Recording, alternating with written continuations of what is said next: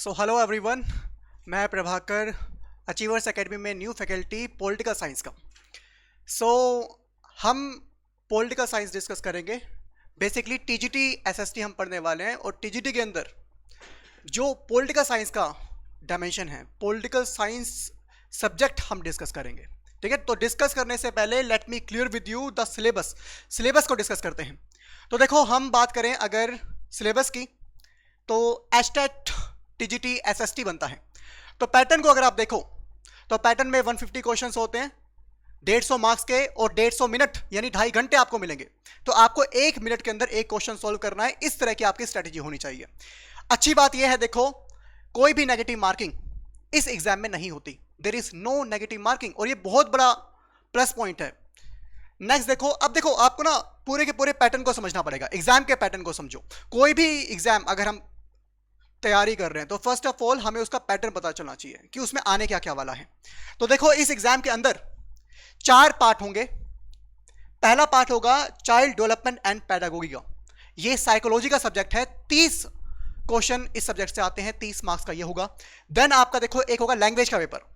हिंदी और इंग्लिश, इन दोनों से आपको 15-15 क्वेश्चन आएंगे, टोटल 30 मार्क्स के, 30 नंबर के।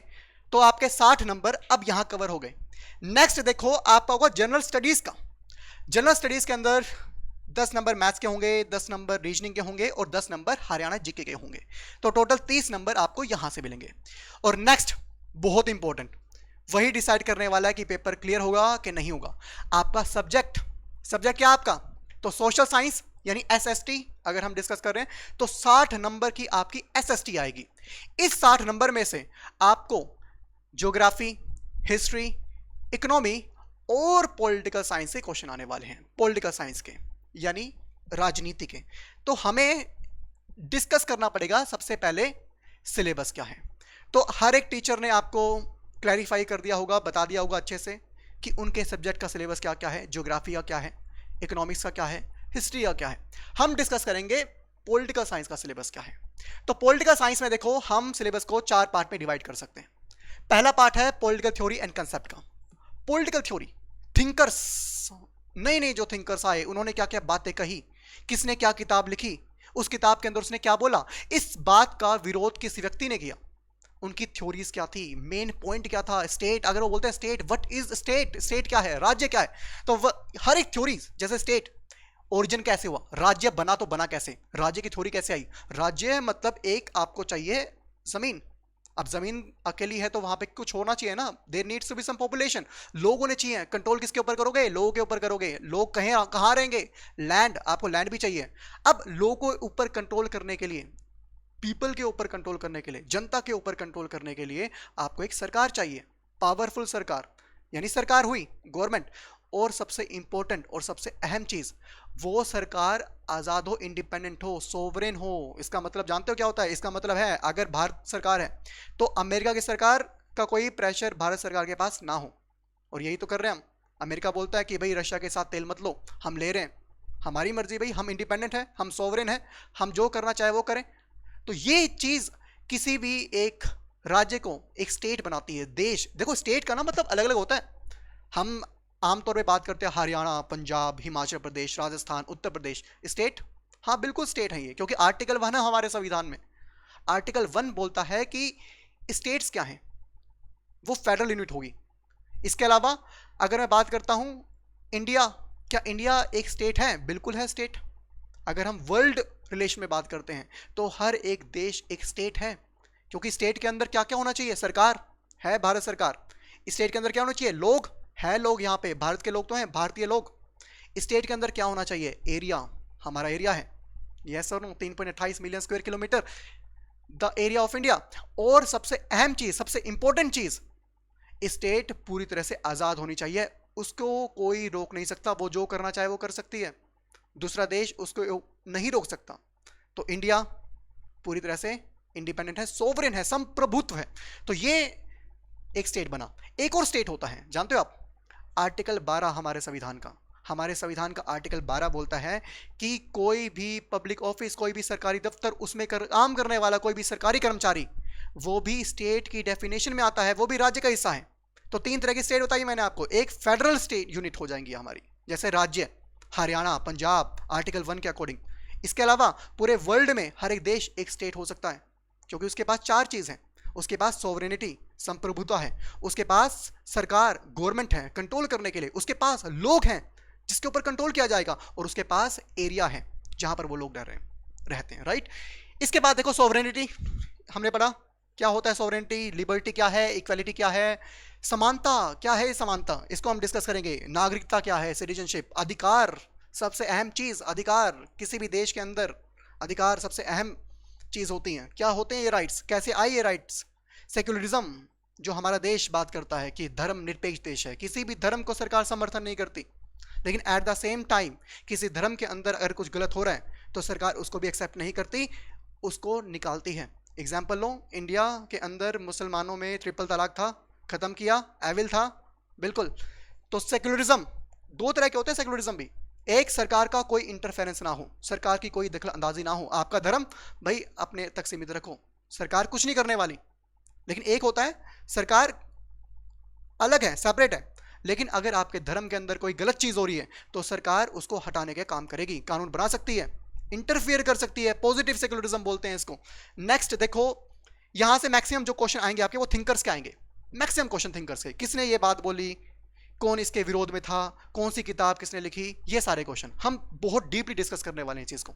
देन देखो गवर्नमेंट, किस तरह की गवर्नमेंट, डेमोक्रेटिक है या डिक्टेटर है, तानाशाही सरकार है या लोकतांत्रिक सरकार है, पार्लियामेंट्री सरकार है या प्रेसिडेंशियल सरकार है, कैसा सिस्टम है, पार्लियामेंट संसदीय सिस्टम या फिर प्रेसिडेंशियल कि वहां पे राष्ट्रपति का मेन काम होता है, मेन रोल होता है, वही सब कुछ संभालता है। हमारे देश के अंदर प्रेसिडेंट है, बिल्कुल है, लेकिन प्रेसिडेंट के पास पावर्स हैं, नहीं जी पावर तो नहीं है, पावर तो प्रधानमंत्री के पास है, रियल हेड है प्रधानमंत्री, नाम का हेड है प्रेसिडेंट, नॉमिनल हेड है प्रेसिडेंट, राइट। अब देखो हम अलग अलग देश के अंदर, जैसे India, United kingdom, Britain, America, यहां पर किस किस तरह की सरकार है उसको हम डिस्कस करते हैं। इसके बाद देखो यूनिटरी सिस्टम, फेडरल सिस्टम, यानी क्या है, यूनिटरी का मतलब सारी पावर एक सरकार के पास, केंद्र सरकार के पास सब कुछ आ जाए, सारी पावर एक गवर्नमेंट के पास। फेडरल नहीं भाई, पावर एक के पास आएगी तो तानाशाही बढ़ेगी, इसको बांट दो, डिवीजन कर दो पावर का, federalism, right. Then we will discuss about the challenges, हम डिस्कस करेंगे, समझेंगे कि ये जो सरकारें आ रही हैं, अलग अलग तरह की सरकार, अलग अलग तरह के ये वादे करती हैं, लेकिन आज भी देश के अंदर असमानता है, देश के अंदर गरीबी है, तो ये सारे के सारे चैलेंजेस हैं। देश के अंदर आज भी धर्म के नाम पर हिंसा हो जाती है, कम्युनलिज्म, देश के अंदर आज भी जातिवाद का सिस्टम है, देश के अंदर आज भी महिलाओं को पूरे अधिकार नहीं दिए गए, महिलाओं को आज भी शोषण किया जाता है, जेंडर डिवीजन, ये सारी चीज यहां हम डिस्कस करते हैं। सेकंड पिलर जो आपको पढ़ना पड़ता है।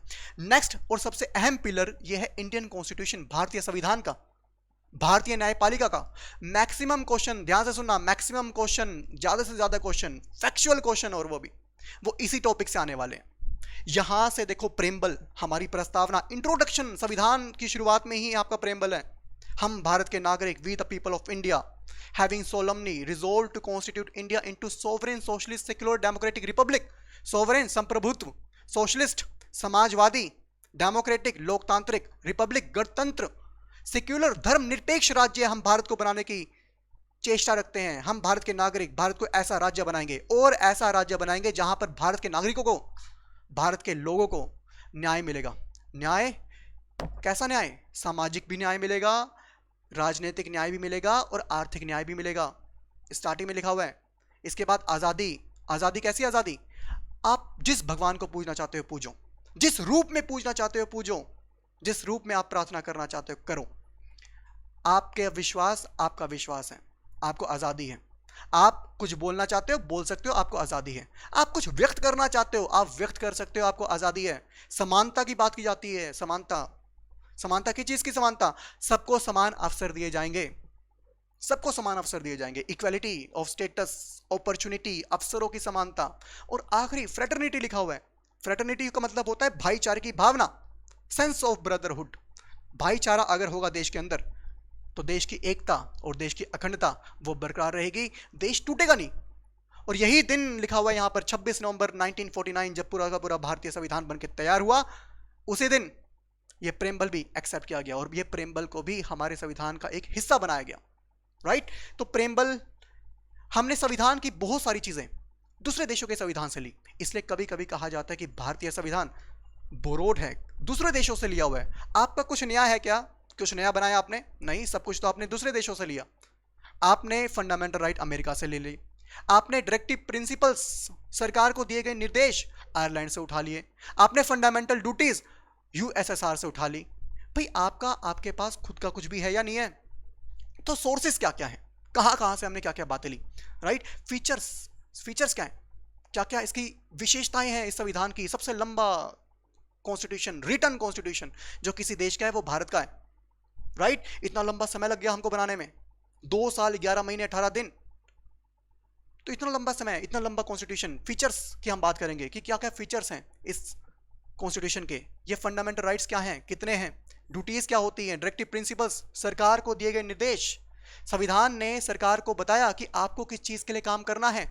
एक कल्याणकारी सरकार जो दूसरों का कल्याण करती है, एक ऐसा राज्य जो वेलफेयर सुनिश्चित किया जाए, जहां पर सभी लोग अच्छे से रहें। एक राम राज्य कैसे आ सकता है, वो निर्देश हमारे संविधान ने हमारी सरकार को दिए हैं, उसे डायरेक्टिव प्रिंसिपल्स कहा गया। क्या है ये, क्या क्या बातें लिखी गई हैं, वो सब हम डिस्कस करेंगे। देन प्रेसिडेंट क्या है, प्राइम मिनिस्टर, क्या क्या लिखा गया संविधान के अंदर इनके बारे में, पार्लियामेंट क्या है, कैसे काम होता है, कानून कैसे बनते हैं, संशोधन, संविधान तो बना दिया, क्या थोड़ा बहुत बदलाव किया जा सकता है? हाँ जी, किया जा सकता है। क्या बोलते हैं इसको? संशोधन बोलते हैं, अमेंडमेंट बोलते हैं। तरीका है, बिल्कुल तरीका है।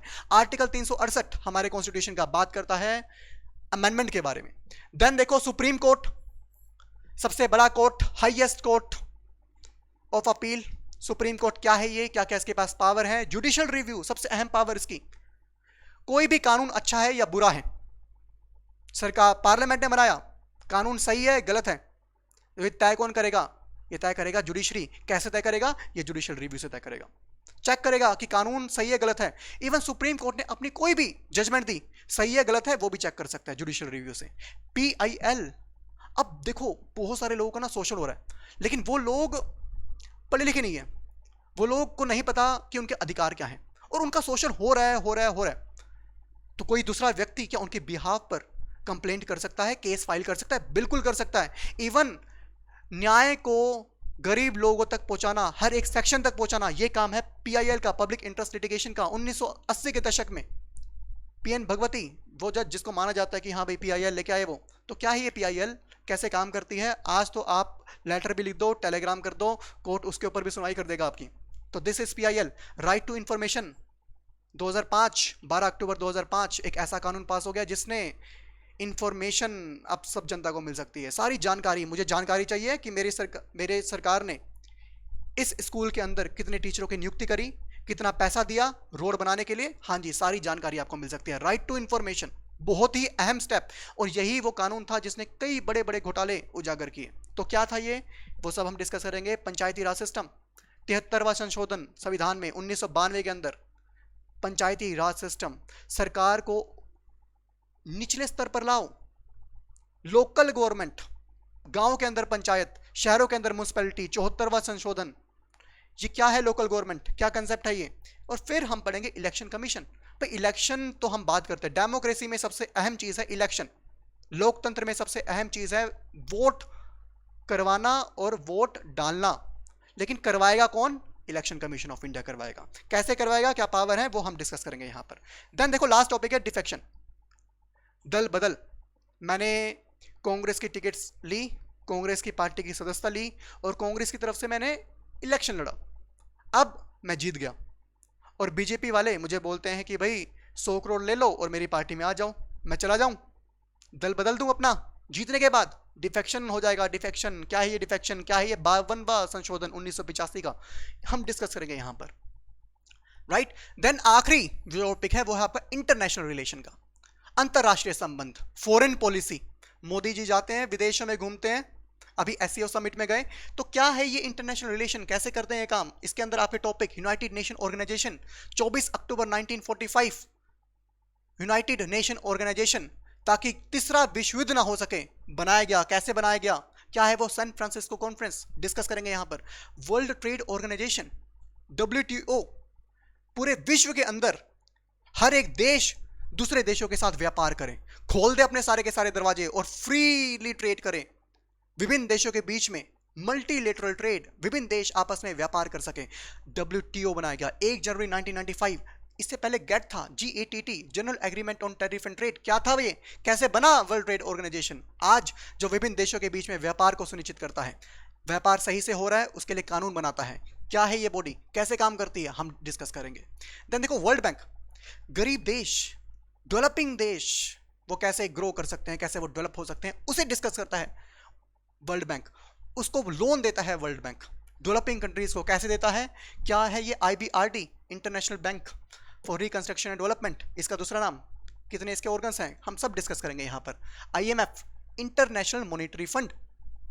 IMF क्या है? ये IMF अगर किसी देश के एक्सपोर्ट कम जा रहे हैं, यानी वो सामान बेच कम पा रहा है, लेकिन उसके देश के अंदर सामान बहुत सारा आ रहा है, ये तो गलत हो रहा है ना। यानी उसका पैसे को, अगर मैं कोई भी सामान खरीदता हूं तो मैं पैसे देता हूं, और कोई सामान बेचता हूं तो मैं पैसे लेता हूं। अब मेरे पास पैसा आ रहा है कम और जा रहा है ज्यादा, यानी मुझे क्या हो रहा है? घाटा हो रहा है। तो ये घाटा हो रहा है मुझे, इसको बोलते हैं deficit, balance of payment deficit.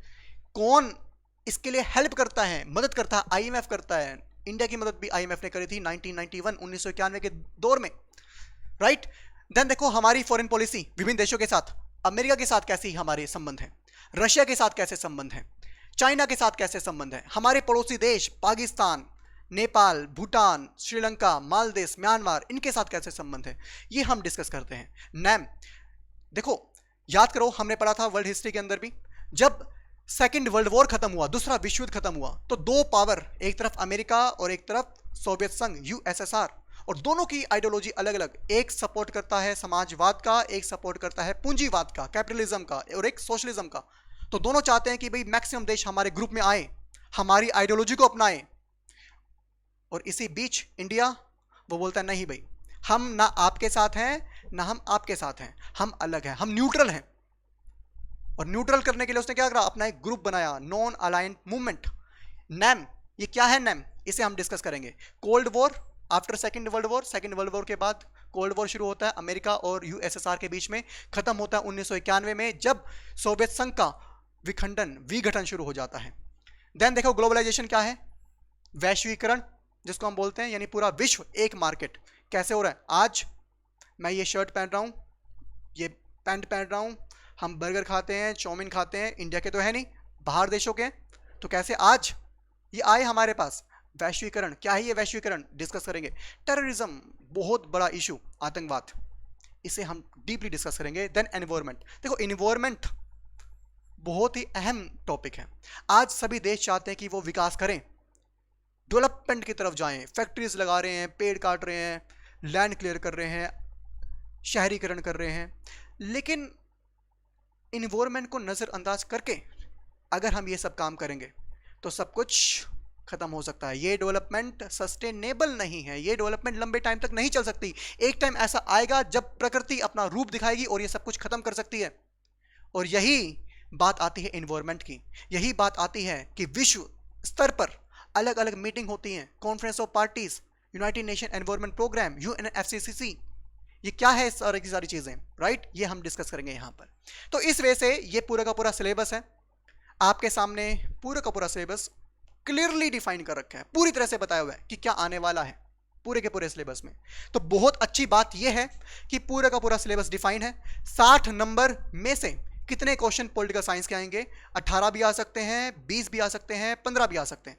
But क्योंकि टॉपिक्स हमें पता है क्या क्या आने वाले हैं, तो हम पूरे के पूरे नंबर लेने की क्षमता रखते हैं, सारे के सारे नंबर लेने की क्षमता रखते हैं, 100% मार्क्स पॉलिटिकल साइंस में लेने की क्षमता रखते हैं, राइट। अब देखो एक और चीज जो बहुत महत्वपूर्ण है कि हमें पढ़ना क्या चाहिए, what we need to study, क्या पढ़े हम। सबसे पहले आप लेक्चर अटेंड करो सारे के सारे। सेकंड, पढ़ने के लिए आप एनसीईआरटीज पढ़ सकते हो, एनसीईआरटी की किताबें सबके पास अवेलेबल हैं, बेस बनाती हैं। देखो एनसीईआरटी की किताबों में ना बहुत सारी बातें ऐसी लिखी हैं जो आपकी बेस, आपकी समझ, आपके कंसेप्ट को क्लियर करती हैं। और जिस टाइम आपका कंसेप्ट क्लियर हो गया तो फैक्ट याद रखना बहुत मुश्किल नहीं है, बहुत आसान है। सेकंड, आप 11th और 12th की किताब जरूर पढ़ें। 11th की है इंडियन पॉलिटिकल थ्योरी और इंडियन कॉन्स्टिट्यूशन एट वर्क, ये तो बिल्कुल मस्ट है, अगर आपको तैयारी करनी है टीजीटी एसएसटी की। देन देखो एक किताब है, बहुत ही अच्छी किताब है, बहुत ही बढ़िया किताब है, लक्ष्मीकांत। इससे कुछ सिलेक्टिव टॉपिक्स, चुने हुए टॉपिक्स, उसे आप पढ़िए, हम बताएंगे क्या पढ़ना है आपको। और देखिए पूरी तरह से आपका सारे का सारा सिलेबस भी कंप्लीट होगा, आपके सारे के सारे क्वेश्चंस भी सोल्व हो जाएंगे, बहुत अच्छे से आप कर पाओगे, राइट। तो देखो अब इसके बाद हम कुछ क्वेश्चंस जो पूछे जा चुके हैं पिछले कुछ एग्जाम्स में उनको डिस्कस करते हैं और पता करते हैं कि उन्हें सोल्व करें तो करें कैसे, क्या कंसेप्ट हमारे माइंड में होना चाहिए सोल्व करने के लिए, राइट। तो देखो पहला क्वेश्चन आप देख पा रहे हो स्क्रीन पे, पूछा गया है कि कौन सा लिस्ट करेक्टली मेंशन है। मैं कुछ आपको बैकग्राउंड देता हूं सोचने के लिए। देखो हमारे देश के अंदर जब ब्रिटिश हुकूमत राज कर रही थी, जब ब्रिटिश हुकूमत राज कर रही थी तो उन्होंने 1935 में 1935 में एक कानून बनाया, एक तरह से संविधान हमारे देश का, जिसे कहा गया गवर्नमेंट ऑफ इंडिया एक्ट 1935। एक कानून 1935 के दौर पे जो भारत के लिए एक नया संविधान था। आपको पता है यह सबसे बड़ा था। अंग्रेज काफी सारे कानून बना चुके थे, काफी सारे संविधान भारत को दे चुके थे, इससे पहले 1919 में दिया, 1935 में नया बना कर दिया, लेकिन ये सबसे बड़ा था। और आपको जानकर भी आश्चर्य होगा, हैरानी होगी, यू विल बी सरप्राइज्ड कि हमारे देश के संविधान में 60%, मोर देन 50% जो बातें ली गई हैं वो इसी कानून से, 1935 से कानून से ली गई हैं। प्रशासनिक व्यवस्था पूरी तरह से यहां से उठाया हुआ है, कॉपी पेस्ट कर रखा है हमने, राइट। तो 1935 के जो ये संविधान था, इसने लिखा हुआ था कि पावर को बांटो, यानी एक व्यक्ति के पास पावर का होना खतरनाक है, पावर को बांटना पड़ेगा अगर अच्छे से शासन करना है। प्रशासन अच्छे से हो पाएगा अगर आप पावर को बांट दोगे, पावर को बांट दोगे, ध्यान से सुना इस बात को, पावर को बांट दोगे। तो हमारे संविधान में क्या लिखा गया, हमारे संविधान में एक अनुसूची है, 7th शेड्यूल, 7वीं अनुसूची। उसमें क्या है, केंद्र सरकार और राज्य सरकार, विभिन्न राज्यों में अपनी अपनी राज्य सरकारें हैं और केंद्र के अंदर एक सरकार, केंद्र सरकार, मोदी सरकार है अभी। तो 7वीं अनुसूची ने क्या किया, पावर को डिवाइड किया है, पावर को बांटा है। किस चीज में बांटा, उसने लिस्ट में बांटा है और 3 लिस्ट बनाई, 3 अनुसूची बनाई। एक अनुसूची है जिसको हम बोलते हैं यूनियन, केंद्र की अनुसूची, केंद्र की अनुसूची। दूसरी स्टेट लिस्ट, राज्य की सूची।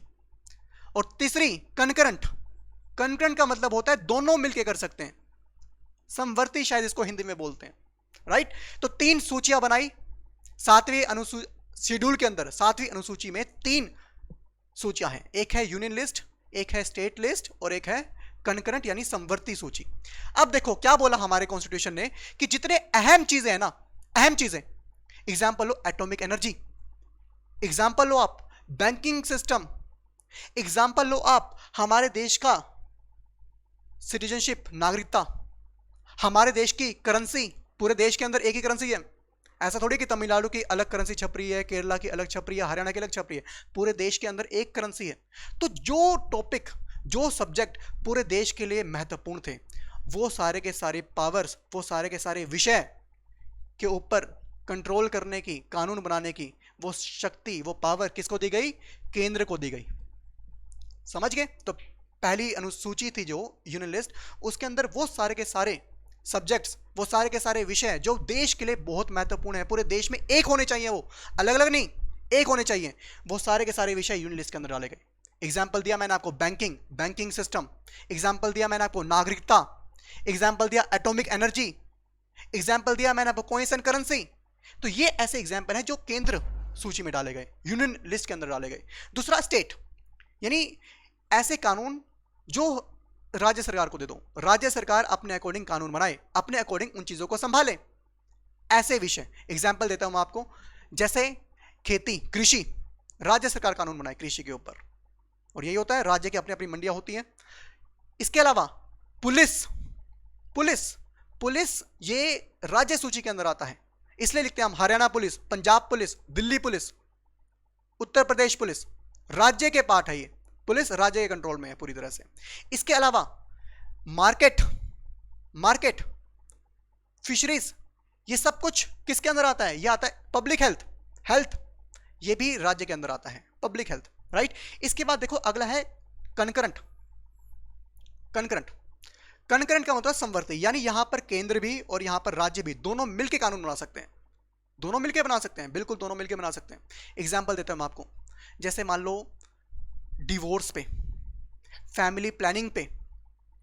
एग्जाम्पल दूं मैं आपको सक्सेशन, यानी अगर किसी के मरने के बाद जो उसकी प्रॉपर्टी होगी वो कैसे दूसरे के पास जाएगी, उसके बच्चों के पास कैसे बढ़ेगी, क्या इसका प्रावधान होगा, दोनों मिलकर कानून बना सकते हैं। इवन एजुकेशन, ध्यान से सुनिएगा, एजुकेशन, शिक्षा, ये भी कनकरेंट लिस्ट में आता है। लेकिन आपको जान के हैरानी होगी कि 1976 से पहले, बिफोर 1976, ये जो एजुकेशन है ना, शिक्षा, ये स्टेट का में ही था, राज्य के पास था, ये राज्य के पास था ये पूरा का पूरा विषय। लेकिन 1976 में संशोधन किया गया और उस संशोधन के बाद इस शिक्षा को, एजुकेशन को समवर्ती कनकरेंट लिस्ट में डाल दिया गया, ताकि केंद्र भी और राज्य भी दोनों मिलकर इस चीज़ पर काम कर सकें, राइट। इसलिए आज हम देखते हैं एक तरफ सेंट्रल बोर्ड होता है सीबीएसई और एक तरफ स्टेट का हरियाणा बोर्ड है, पंजाब बोर्ड है, राजस्थान बोर्ड है, हर एक राज्य का अपना अपना बोर्ड होता है, राइट। देखो एक और चीज़ आपको समझना पड़ेगा यहाँ पर कि ना, अगर मान के चलो केंद्र ने कानून बनाया और राज्य ने कानून बनाया ऐसे विषय पर जो समवर्ती में था, दोनों बना सकते हैं, लेकिन केंद्र का कानून और राज्य का कानून दोनों एक दूसरे के ऑपोजिट हैं, विरोध में, तो कौन सा कानून चलेगा? केंद्र का चलेगा, याद रखना इस बात को, केंद्र का कानून चलेगा।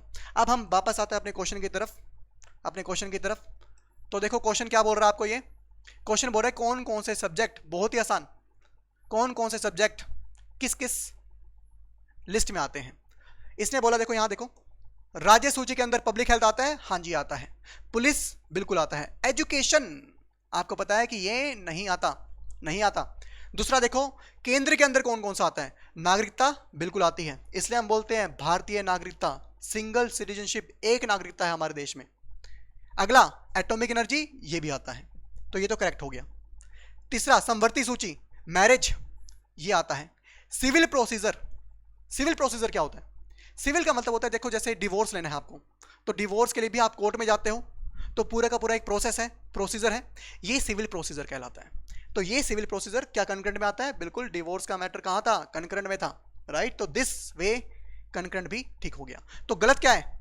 गलत सिर्फ पहला ऑप्शन है। तो अब आपसे पूछा गया कि कौन सा करेक्टली मैच है, तो आपको पता है बी और सी, तो यहां पर देखो ओनली बी एंड सी, ये आपका करेक्ट आंसर हुआ। तो बहुत आसान था, बस थोड़ा सा कंसेप्ट, 5 मिनट का कंसेप्ट अगर आपने अच्छे से पढ़ा तो आप ये क्वेश्चन सोल्व कर सकते थे।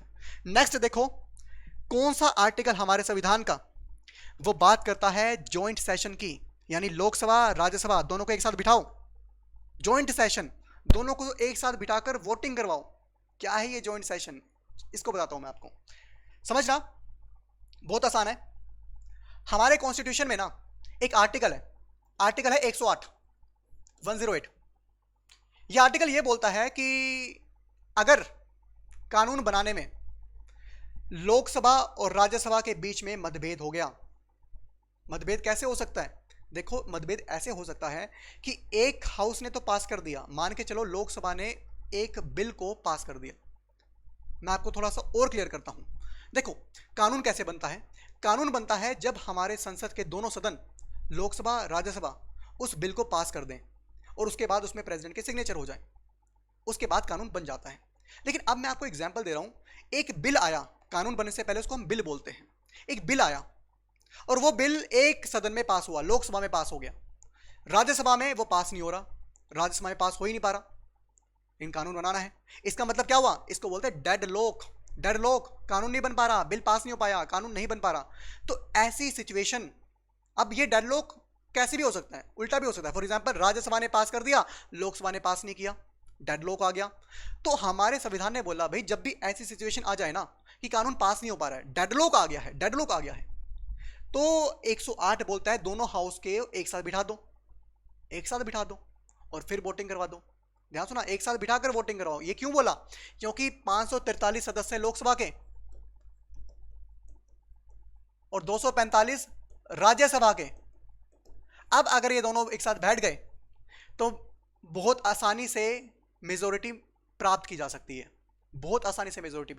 फॉर एग्जाम्पल, मैं एग्जाम्पल दे रहा हूं यहां पर, ध्यान सुना, लोकसभा ने पास किया था, राज्यसभा ने पास नहीं किया था, लेकिन अगर अब मीटिंग हुई तो पास करने के लिए आपको मेजोरिटी चाहिए होती है। यानी सिंपल मेजोरिटी मान के चलो आप। सिंपल मेजोरिटी का मतलब है जितने सदस्य यहाँ आए हैं, उपस्थित हैं, सपोज करो 100 सदस्य आए, 51 ने बोला हाँ भाई बना दो, बन जाएगा, राइट। तो दिस वे जॉइंट सेशन की बात करी गई है आर्टिकल 108 के अंदर। तो हमारा क्वेश्चन क्या हुआ, आंसर क्या हुआ, आर्टिकल 108 हो गया। 2-3 क्वेश्चन और देखते हैं बिना टाइम वेस्ट किए। देखो सिंपल क्वेश्चन सेंसस के ऊपर आया, जनगणना के ऊपर आया। यह बोलता है कि किस इलाके में, किस राज्य में या किस केंद्र शासित प्रदेश, स्टेट और यूनियन टेरिटरी में कौन सी ऐसा है जहां पर मुस्लिम पॉपुलेशन काफी ज्यादा है परसेंटेज वाइज।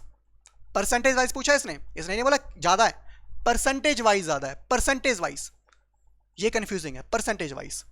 देखो यहां पर आप ऑप्शन देखो, असम, जम्मू कश्मीर, लक्षद्वीप और केरला। जम्मू कश्मीर बहुत सारे सोचेंगे हाँ भाई जम्मू कश्मीर के अंदर तो बहुत सारे मुस्लिम हैं, तो वो हो सकता है, लेकिन यहां पर क्वेश्चन आपसे कुछ और पूछा, क्वेश्चन पूछा परसेंटेज, परसेंटेज। और अगर आप 2011 का सेंसस का डाटा देखोगे तो उस डाटा में बताया गया है कि लक्षद्वीप के अंदर हाईएस्ट परसेंटेज है मुस्लिमों की, हाईएस्ट परसेंटेज है मुस्लिमों की लक्षद्वीप के अंदर। तो इसका सही उत्तर होता है लक्षद्वीप। तो हमें सेंसस भी पढ़ना पड़ता है, राइट। इसके बाद देखो डेमोक्रेसी इज अ सिस्टम।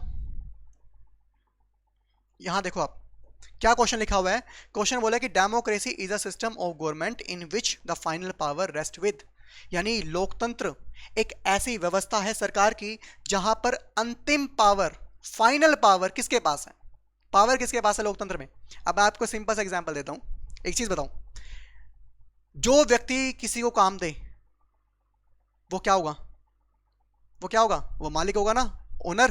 क्योंकि जो व्यक्ति दूसरे को काम दे रहा है वो क्या हो गया, वो हो गया ओनर, क्योंकि उसने उसको काम दिया।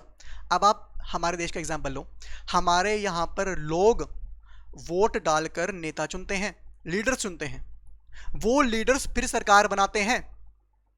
इनको बनाया किसने, इनको बनाया किसने, जनता ने, पीपल, पब्लिक। तो फाइनली पावर किसके पास है, पब्लिक के पास है। डेमोक्रेसी का मतलब ही है कि government of the people, for the people, by the people. Abraham Lincoln की लाइन है ये, of the people, for the people, by the people. यानी अगर ये सरकार जनता की है, जनता के लिए है और जनता द्वारा ही बनाई गई है, तो इसकी पावर, फाइनल पावर किसके पास है, वो है पीपल के पास, लोगों के पास। क्योंकि यही वो लोग हैं जो सरकार को अगर बनाते हैं तो उसको गिरा भी सकते हैं, चेंज कर सकते हैं। और सरकार को काम किसके लिए करना है, इनके लिए तो करना है। फैक्ट, अगर जो काम करने वाले होते हैं, वर्कर्स होते हैं, वो काम किसके लिए करते हैं, मालिक के लिए करते हैं, यस और नो। तो द सेम वे आप सोच सकते हो, कंसेप्चुअल है यहां पर पूरी की पूरी हो, राइट। थोड़े बहुत क्वेश्चन को और देखते हैं हम। हाँ, जो पहला सेक्शन था हमने डिस्कस भी किया था कि आते ना बुक्स के बारे में पूछी जाती है, या बुक के अंदर उसने क्या बात लिखी उसके बारे में पूछा जाता है। तो ये वही क्वेश्चन है। देखो क्या लिखा है यहां पर, यहां लिखा है कि सेपरेशन ऑफ पावर, ये किसने कहा। सेपरेशन ऑफ पावर का मतलब समझो क्या होता है, इसका मतलब है ताकत, शक्ति का विभाजन, शक्ति का विभाजन। एक फ्रांस में ना एक व्यक्ति आए, फ्रांस के अंदर व्यक्ति आए, उन्होंने 1748 में एक किताब लिखी। किताब का नाम था स्पिरिट ऑफ लॉस, कानून की आत्मा, स्पिरिट ऑफ लॉस। किताब लिखी पूरी की पूरी, स्पिरिट ऑफ लॉस। इस किताब में उन्होंने ना एक बात लिख दी, और ये उस टाइम की बहुत बड़ी बात थी। इन्होंने बोला कि अगर किसी एक व्यक्ति को सारी की सारी ताकत दे दो ना भाई साहब, वो व्यक्ति तानाशाह बन जाएगा, वो व्यक्ति एक्सप्लॉइट करेगा, शोषण करेगा, दूसरे का शोषण करेगा। कभी भी किसी व्यक्ति को सारी की सारी ताकत मत दो, पावर का विभाजन कर दो, पावर को बांट दो। ये कहा मोंटेस्क्यू ने, फ्रांस का व्यक्ति मोंटेस्क्यू।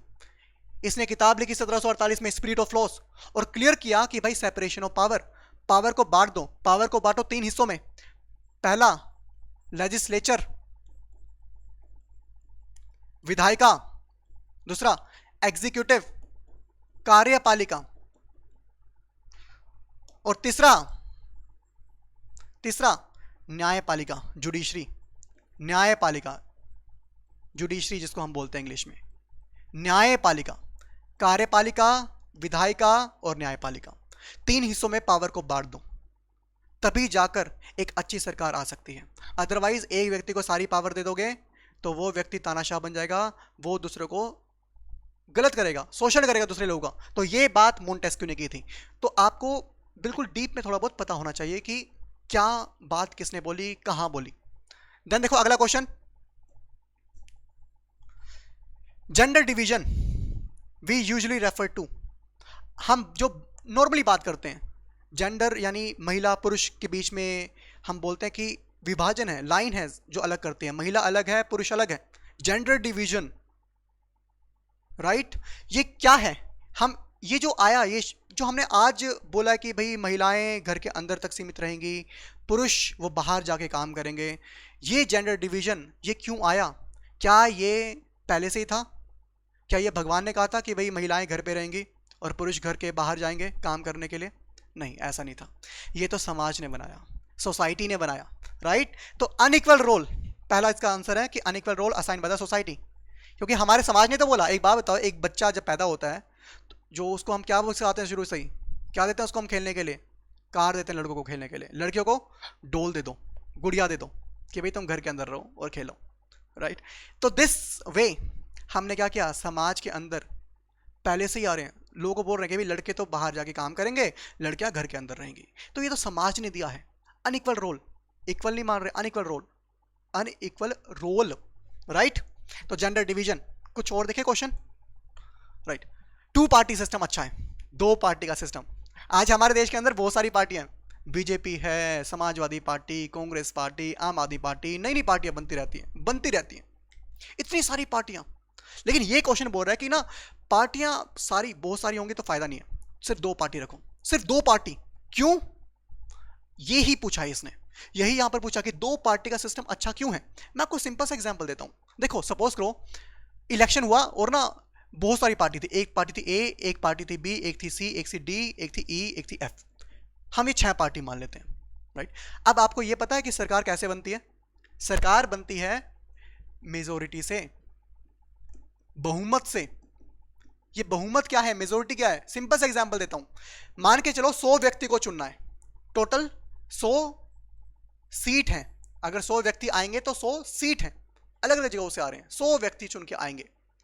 और अब मेजोरिटी का कंसेप्ट ये बोलता है कि इसमें से सरकार वो बना सकते हैं जिनके पास बहुमत है। बहुमत का मतलब होता है मोर देन 50%, 50% से ज्यादा। अगर 100 है तो 51, अगर 51 सदस्य एक साथ खड़े हैं सपोर्ट में और वो बोलते हैं कि भाई चलो हम मिलकर सरकार बनाएंगे, ये हमारा प्रधानमंत्री, ये हमारा ये वाला मंत्री, तो this way the government forms, सरकार बनती है, राइट। अब मेरी बात सुना ध्यान से, अब यहां पर 6 पार्टी, एक पार्टी ये है, एक ये है, ये दूसरी, पहली, दूसरी, तीसरी, चौथी, पांचवी, ये छठी, 6 पार्टियां, 100 सीट थी मान के चलते हैं हम। और अब इलेक्शन हुआ, इलेक्शन हो गया। अब इलेक्शन में क्या हुआ, इस पार्टी को मिली 10 सीट, इसको 20 सीट, इसको 30 सीट, इसको 5 सीट ले लो, 30, 20, 50, 60, इसको भी 20 सीट सी, और इसको 15 सीट। इस तरह से देखो अब 100 सीट होगी। क्या कोई भी सिंगल पार्टी, अकेले पार्टी सरकार बना सकती है? नहीं। क्यों? क्योंकि सरकार बनाने के लिए कितने चाहिए? 51 सीट चाहिए आपको, 51। क्या किसी के पास 51 आई? नहीं आई। तो क्या होगा यहां पर? यहां पे हो सकता है या तो सरकार बने ही ना, या फिर विभिन्न पार्टियां आपस में गठबंधन कर लें और बोले चलो भाई मिलकर सरकार बनाते हैं। फॉर एग्जाम्पल BCD, ये तीनों मिलकर बोले अभी तक तो हम एक दूसरे के विरोधी थे, एक दूसरे को गलत गलत बोल रहे थे, एक दूसरे के ऊपर आरोप लगा रहे थे, लेकिन अब हम मिलकर सरकार बना लेते हैं। अब सारे के सारे आरोप गलत थे भाई, हम तीनों मिल चुके हैं, सरकार बनाते हैं। क्या ये सिस्टम अच्छा है? गठबंधन, अब ये करेंगे गठबंधन, राइट। तो ये मुश्किल होता है मल्टी पार्टी सिस्टम में। एक चीज ये देखिए आपने कि हाँ भाई ऐसा हो सकता है। अब एक और एग्जांपल लो, अगर सिर्फ 2 पार्टी होती, एक होती ए, एक होती बी, सीट थी 100, सीट थी 100, अगर मान के चलो इस पार्टी को 40 सीट मिली, तो इस पार्टी को कितनी सीट मिलेंगी? ढाई सी बात है, इसको 60 ही मिलेंगी, 60 ही मिलेंगी इसको। अगर एक पार्टी को 40 मिली, दूसरे को 60 ही मिलेंगी। सपोज करो इसको मिली, हम मानते हैं इसको मिली है 60, तो इसको कितनी मिलेंगी? 40 ही मिलेंगी। यस और नो? हाँ, एक और एग्जाम्पल मैं मानता हूं, आप ये सोच सकते हो कि सपोज करो इसको भी 50 मिल जाए और इसको भी 50 मिल जाए, ये एक और एग्जाम्पल, बट ये बहुत ही रेयर है, बहुत ही रेयर है।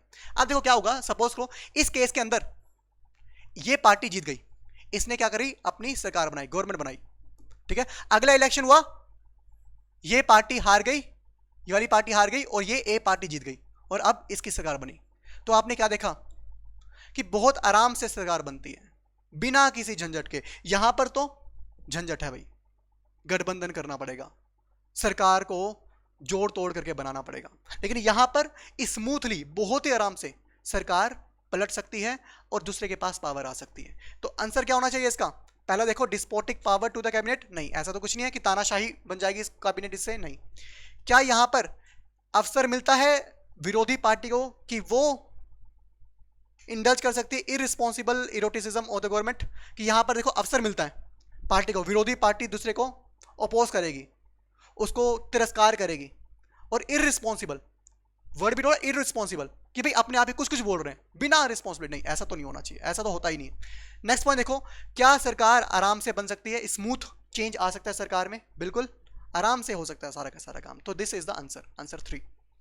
अगला क्वेश्चन देखो, इलेक्टोरेट का मतलब क्या है?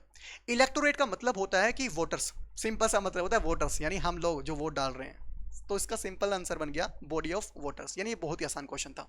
तो this way we are going to discuss more question in the coming time. आने वाले समय में और भी क्वेश्चन हम डिस्कस करेंगे, बैकग्राउंड के साथ डिस्कस करेंगे, कंसेप्ट के साथ डिस्कस करेंगे।